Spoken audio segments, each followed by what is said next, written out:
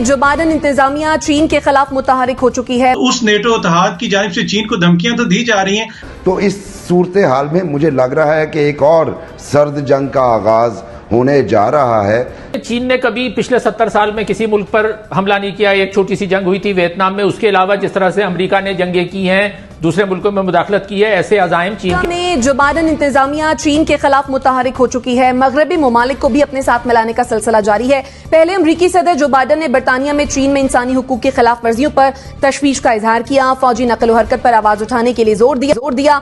अब नेटो के रुकन ममालिक के सरबराहान ने चीन को ग्लोबल सिक्योरिटी के लिए चैलेंज करार दे दिया है। इसके जवाब में चीन ने भी ऐसी ही सख्त जबान अपनाई है और कहा है कि वो दिन गए जब छोटे मुल्कों के गिरोह दुनिया की किस्मत का फैसला किया करते थे। मगरबी ममालिक और चीन के इस तरह एक दूसरे के खिलाफ जारहाना बयानात क्या दुनिया को मजीद तकसीम करने जा रहे हैं? मुबश्शिर बुखारी साहब जी देखिए, अजीबो गरीब से मामलात हो रहे हैं ग्लोबली, और जो मुझे लग रहा है चीन की, चूंकि आपको अंदाज़ा है मुआशी तरक्की सबसे बड़ा चैलेंजर है, बल्कि ओवरकम कर गया है अमेरिका को।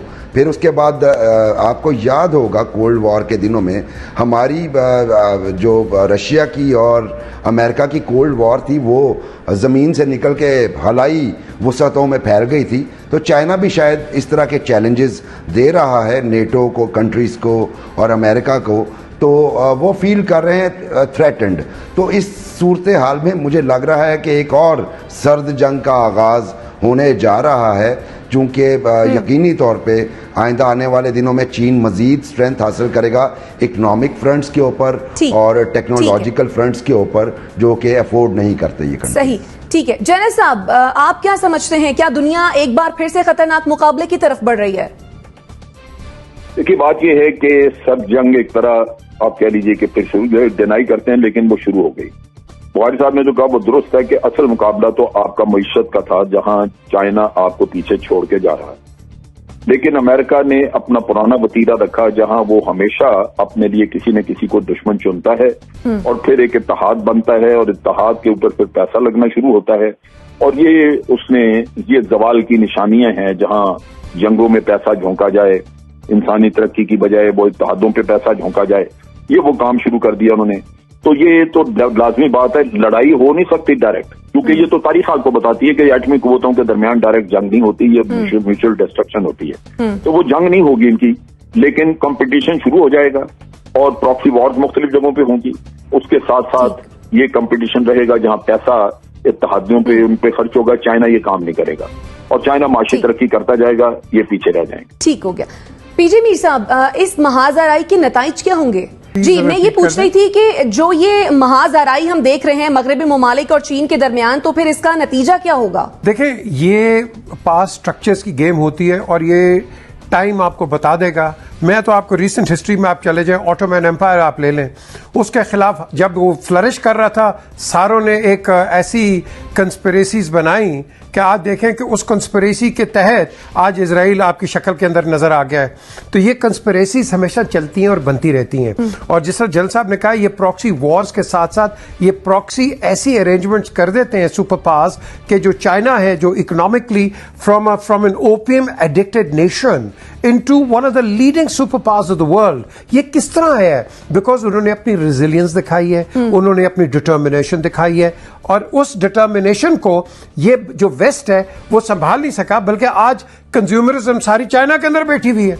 आपका जो मेजर प्रोडक्ट है यूनाइटेड स्टेट्स का या यूरोप का कहीं भी है, वो चाइना में मैन्युफैक्चर हो रहा है वो। और इसके साथ जब वो देखते हैं कि ये तो बहुत ही आगे आ गया है, हम क्या करेंगे, सिर्फ डॉलर ही फाड़ेंगे ना, ये चीजें तो इसके पास पड़ी हुई हैं। सो बेसिकली हमने एक चीज को ऑब्जर्व करना है कि ये जो इस तरह के टेंट्रम्स होते हैं, ये पॉलिटिकल टेंट्रम्स होते हैं पास्ट स्ट्रक्चर्स को। आज बाइडेन को आज ये ख्याल आ गया ह्यूमन राइट्स की वायलेशंस का, ये पहले क्यों नहीं आया? ये थोड़े थोड़े शोशे निकालते हैं और उन शोशों को फिर बड़ा एक्सप्लॉइट करने की कोशिश करते हैं। की माफी चाहूंगी पीजे मीर साहब, मेरे पास वक्त की कमी है और उस पर आप खेलते हैं। ठीक है, डॉक्टर नाजिर साहब जी, इसके दो नताइज निकल सकते हैं। अगर तो ये फौजी तसादुम की तरफ न जाएं तो ठीक है, लेकिन मुझे नहीं लग रहा कि देखिए, चीन ने कभी पिछले 70 साल में किसी मुल्क पर हमला नहीं किया। एक छोटी सी जंग हुई थी वियतनाम में। उसके अलावा जिस तरह से अमेरिका ने जंगें की हैं, दूसरे मुल्कों में मुदाखलत की है, ऐसे अज़ाइम चीन के नहीं रहे। उसने अपने आप को माशी तौर पर मुस्तहकम किया है। अब जो सरमायादार ममालिक हैं 7 G7 के जो थे, इनकी बुनियाद 2 चीजों पर है। ये अपना असला मुसलसल बेचना चाहते हैं। पहले इन्होंने सोवियत यूनियन का हवा खड़ा किया, उसके बाद फिर ये वॉर ऑन टेरर का जो भी था मसला वो क्रिएट किया। अब जो है वो ये चीन को मसला बना रहे हैं। इसका मकसद सिर्फ ये है कि ये मजीद हथियार बेचना चाहते हैं। अगर तो ये जंगी तसादुम की तरफ ना जाएं तो इसका ये फायदा छोटे मुल्कों को होगा कि ये लोग फिर नया प्लान लेकर आए और जितनी चीन पैसे दे रहा है उतने ही पैसे भाई दे दें।